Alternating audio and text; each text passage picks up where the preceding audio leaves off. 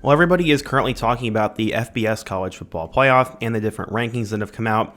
I want to point your attention towards the FCS playoffs. Some of my favorite schools and some of the best football is played at the FCS level, and with the bracket recently announced, I wanted to go through all the teams that made this year's FCS bracket, talk about some of the matchups, and basically give you a guide to what to expect.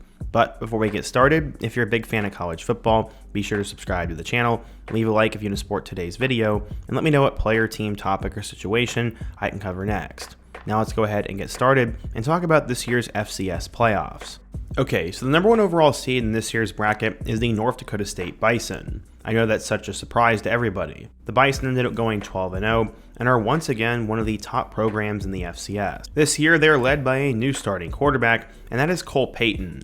He's thrown for 2,600 yards and 15 touchdowns, and the other most notable player on the team is Bryce Lance, the younger brother of Trey Lance, and he has over 1,000 yards and 50 catches.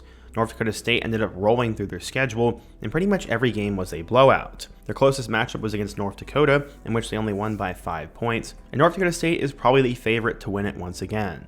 One of two teams that could face off against the Bison is first the Illinois State Redbirds. They are another team out of the Missouri Valley Conference, and this year they've had a good season. Led by quarterback Tommy Rittenhouse, he's thrown for 2,400 yards and 28 touchdowns, and Victor Dawson has been their big-time running back. Illinois State ended up having a good season, as they would go 8-4 and finish third in the conference.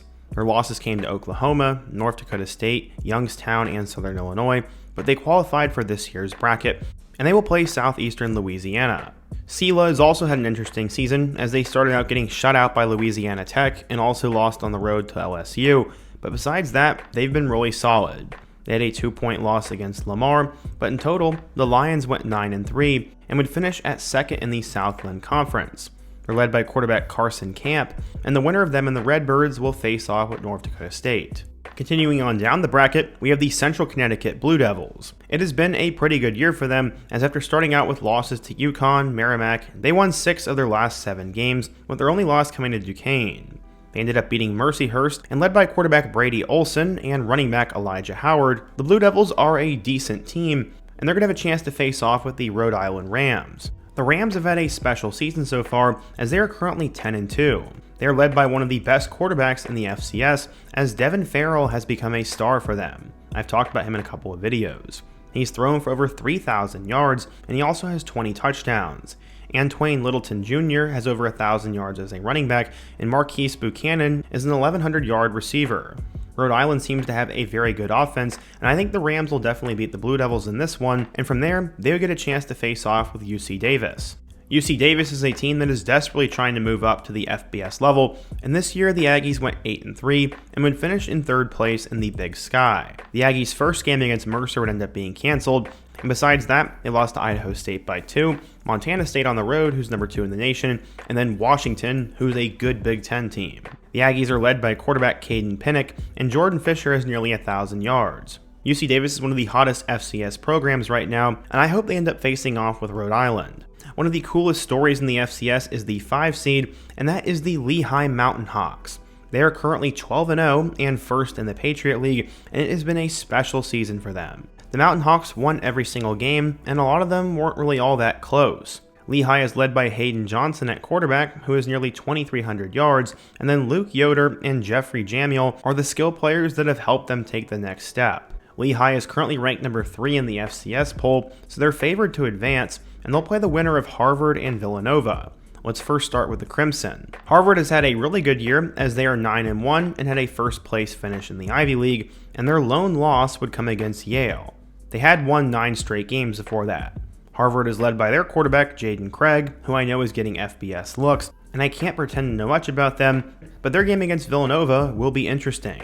The Wildcats, who are typically known for having good basketball, ended up finishing with a 9-2 record and were ranked number 6 in the FCS poll. The Cats are one of my favorite FCS teams, and this year they are led by Pat McQuaid at quarterback, who has 2,300 yards and 18 touchdowns, and David Avett is their star running back. Villanova's schedule included losses against both Penn State and Monmouth, and since then they have won 8 straight games. Villanova has a ton of momentum, so I expect them to beat Harvard, and that game against Lehigh could be one for the record books. Continuing on down the bracket, we now have to talk about North Dakota, who is a staple in the FCS playoffs. The North Dakota Fighting Hawks have had a very unique season. They almost beat number 17 Kansas State on the road in week 1, but ended up falling short. They had a 1-point loss to Montana, a 5-point loss to South Dakota, a 5-point loss to North Dakota State, and a 3-point loss to South Dakota State. Yes, the team ended up going 7-5, but they could have easily been 12-0, and they're definitely one of the most competitive teams in the FCS without a doubt. North Dakota has the talent to go up against anybody, and they're led by their quarterback Jerry Kaminsky, who's thrown for 2,400 yards and 25 touchdowns. I expect North Dakota to be a tough out, and they will face off with Tennessee Tech. The Tech Golden Eagles have also had a special year, as they are currently 11-1, and their only loss came against Kentucky. The team was 10-0 going into that matchup against the Wildcats, and they had blown out pretty much every team on their schedule, except for Gardner-Webb.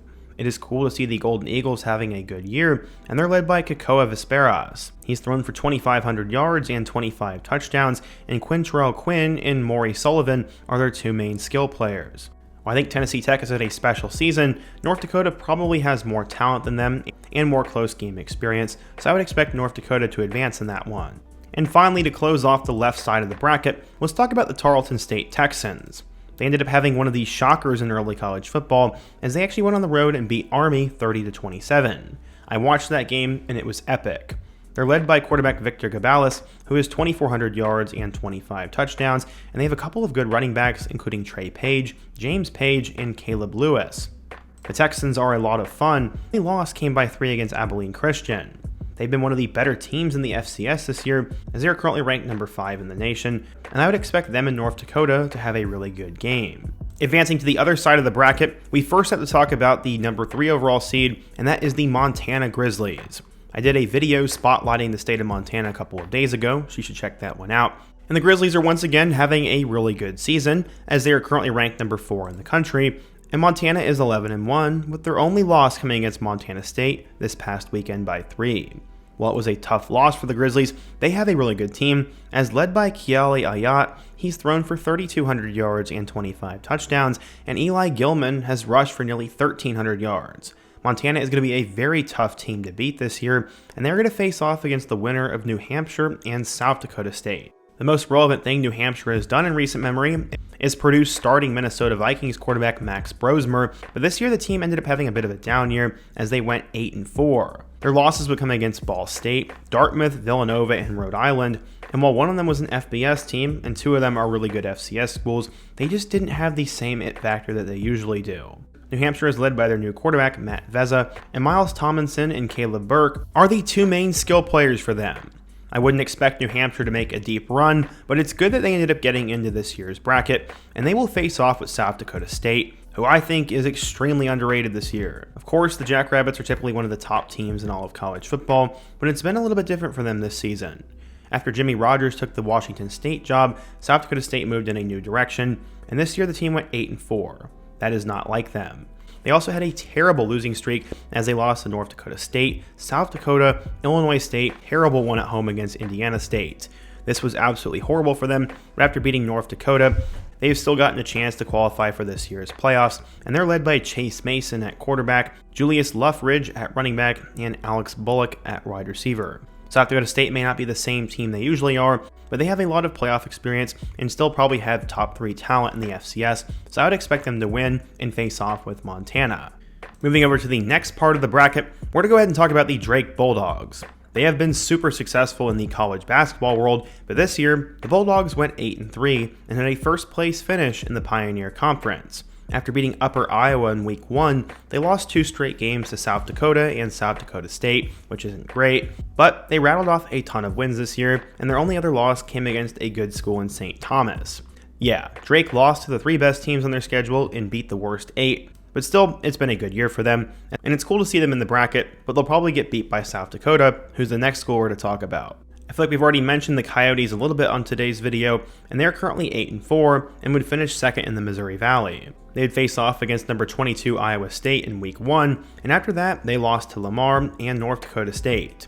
The team was under 500 through the first month of college football, but the Coyotes won 6 of their last 7 games, including wins over North Dakota and South Dakota State, and that's why they're in this year's playoff bracket. The Coyotes are led by Aiden Bauman at quarterback, and so far this year, he has 2,200 yards and 18 touchdowns. LJ Phillips has 1,600 yards rushing and 15 touchdowns, which is insane. And honestly, I think South Dakota will be able to beat them on the ground, and they'll advance to play Mercer. Mercer's one of those schools that always seems to play an SEC team in Week 13, and that happened last year, but they've had a special year.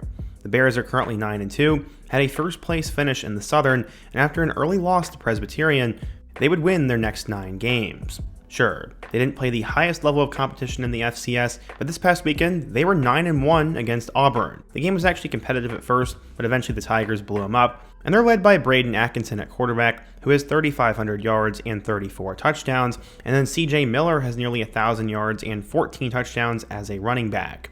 I wonder if Atkinson will get a chance to move up to the FBS level. But Mercer has a really good offense, and I would totally expect them to beat the winner of Drake and South Dakota, and the Bears are enjoying a good year. For the bottom half of the right side, we first need to talk about the Stephen F. Austin Lumberjacks. They ended up going 10-2 with a first place finish in the Southland, and after losing to Houston and Abilene Christian in Week 1 and Week 2, they have rallied off 10 straight wins. They are arguably one of the hottest teams in all of college football right now, and they're currently ranked number 10 in the FCS poll. Stephen F. Austin is led by Sam Vidlock at quarterback, and Jarrell Wimbley and Kylon Harris are the 2 main skill players for them. Stephen F. Austin has a special team this year. Lamar is a team out of the Southland Conference, and they didn't have a great year. The Cardinals ended up going 8-4, but their losses are to North Texas, Incarnate Word, Stephen F. Austin, and McNeese State. Luckily, all of them except the North Texas game were close, and while they did lose 3 of 4, they are now limping into this year's playoff bracket. Lamar is led by Aiden McCown at quarterback, and it just seems the offense isn't all that great this season. I don't think they're going to end up winning against Abilene Christian, who is also another 8-4 team. The Wildcats ended up starting out the season with a loss to Tulsa and a loss on the road to TCU, but since then they have been pretty decent, as they would win 6 of their last 7 games, only losing by 7 to Southern Utah. Abilene is led by Stone Earl at quarterback, and while this isn't the most exciting first round game, I think Abilene probably wins and then loses to Stephen F. Austin. And finally, for our last 3 teams in the field, we first need to talk about the matchup that'll go on between Yale and Youngstown State, the 2 Y logo schools. The Bulldogs come out of the Ivy League, and they ended up going 8-2 this season. Their 2 losses were by 1 point to Dartmouth, and then on the road against an undefeated Lehigh team, and this past weekend they knocked off Harvard, which is sort of what got them to this point. The Bulldogs are led by first-year starter at quarterback in Dante Reno, who has over 2,000 yards passing and 17 touchdowns, and Josh Pitzenberger has 1,300 yards and 15 touchdowns on the ground. Yale is going to be a tough team to beat, but they're going to face off with one of the biggest brands in the FCS, and that is the Youngstown State Penguins. They are typically one of the best schools, but this year they had a bit of a fall-off, as they couldn't beat any of the top teams. They lost to Michigan State, South Dakota State, North Dakota, and North Dakota State, and then beat everybody else on the schedule, which was expected. The Penguins are led by their quarterback, Bo Brungard, who has nearly 3,000 yards. He also has 1,400 yards rushing, and Brungard might be one of the best players in college football. This guy's insane. He has 23 passing touchdowns and 24 rushing touchdowns. Nobody is talking about him nationally, and because of a player like that, I think Youngstown is going to advance, and they could potentially pull off an upset against Montana State. Maybe I'll hold the phone on that. Montana State is once again having an insane season, as they are currently 10-2, and they went undefeated in the Big Sky. Their 2 losses come against South Dakota State and number 7 Oregon, and while their head coach Brent Vegan is currently thinking about taking the Oregon State job, the Montana State team is focused on getting some wins. Justin Lamson has taken over as the starting quarterback, as he's thrown for 2,400 yards and 20 touchdowns, and then Adam Jones and Lamson both have 10 scores on the ground. Montana State most recently knocked off the Grizzlies in their big-time rivalry matchup, and Montana State has a lot of momentum, is ranked number 2 in the country, and even has first-place votes. The Bobcats are once again a special team, and while Youngstown State might have the best player in the FCS, talent-wise, the Bobcats probably win. But yeah, the FCS playoffs are going to be exciting as per usual, and what do you guys think? If you're a fan of one of these schools, how do you think your team will do? What are the must-watch games and players, and what topics should I cover next? Be sure to let me know down below, leave a like if you support today's video, subscribe if you're new, and check out one of the videos on the end screen. Hope to see you guys again soon, but until next time, peace.